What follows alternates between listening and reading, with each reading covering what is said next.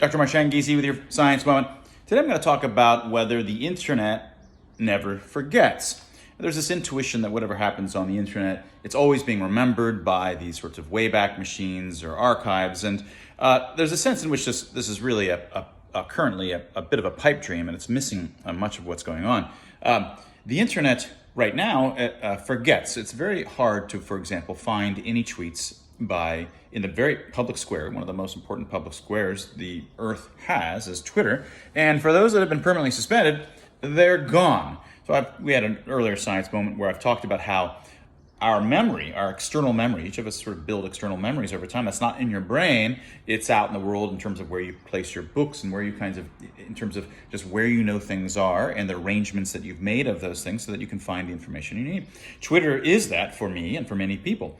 I have my own record way that I create tweets that allow me to find other tweets and other people's tweets and so forth and intersect. When someone is suspended, all of that of my own memory and its intersections with everybody else's memories is cut. But also the historical record of me in the positions and the statements and the expressions and the claims that I made and the disagreeableness the kind of how disagreeable of a person I was and how right and so forth is gone. It's expunged. And to this day, Wayback Machines don't really pull those sorts of things up. I couldn't even find Trump's when I was using the Wayback Machines. It's very hard to find. The internet someday could potentially, and there's people working on this, something called Arweave, which are trying to put both capture and archive every website, everything that's on the internet, and put it on the blockchain so that it's truly distributed, decentralized in such a way that it's always there for historians to go back. But there's another way that we ensure, incidentally at least, that history can't be erased, and that's the way people always used to do it when they weren't even trying. That is by publishing newspapers in physical copies, or magazines and so forth, publications, and they get distributed amongst tens of thousands or hundreds of thousands of individuals and office places and libraries. It is very hard for any centralized controller, no matter how draconian, to go find all of those publications later and figure out where they all are. Historians who are interested in something later can then go out and find where these things are, and certain kinds of people may have them and take some work, but they're out there. They're inherently decentralized because they're physical copies distributed over space and time.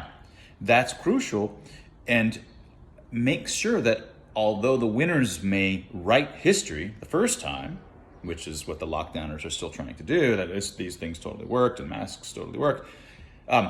Sure, winners write history, but in the long run, the truth rewrites history, and it does so by having access to the actual statements that were made historically.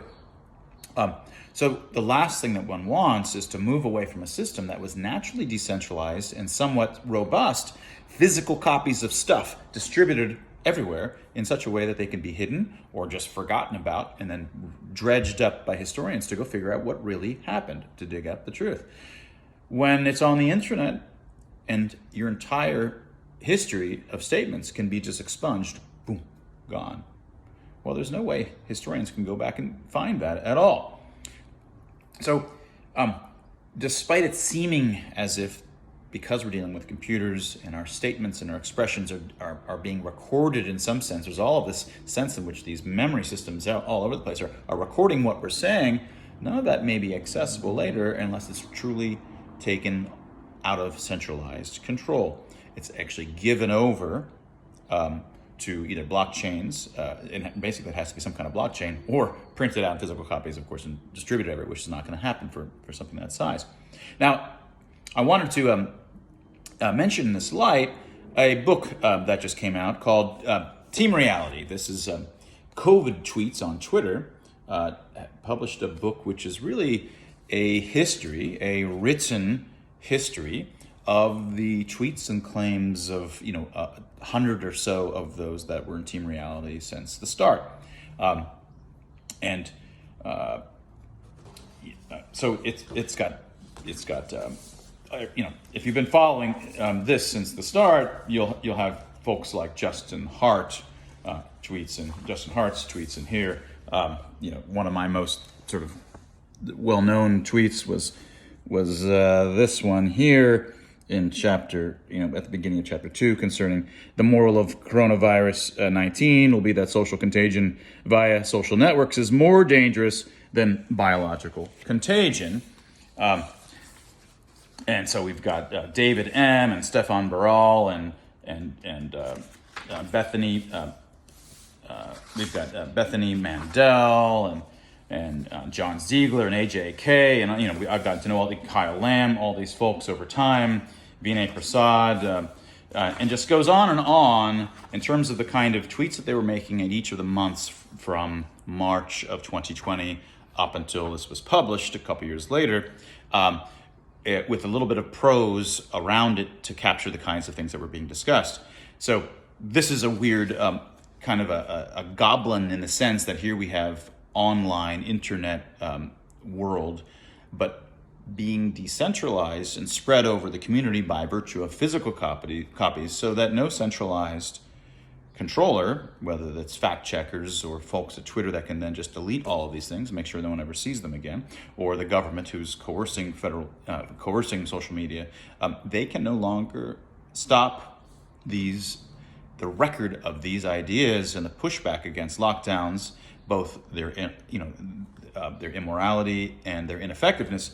They can no longer hide that. And the more copies, I get nothing from this. The more people that buy these, put them out there, get them out into the hands and minds of other people, the more ultimately history will either write or rewrite itself to conform with the truth. And the truth was on the side of Team Reality. And that was your science moment.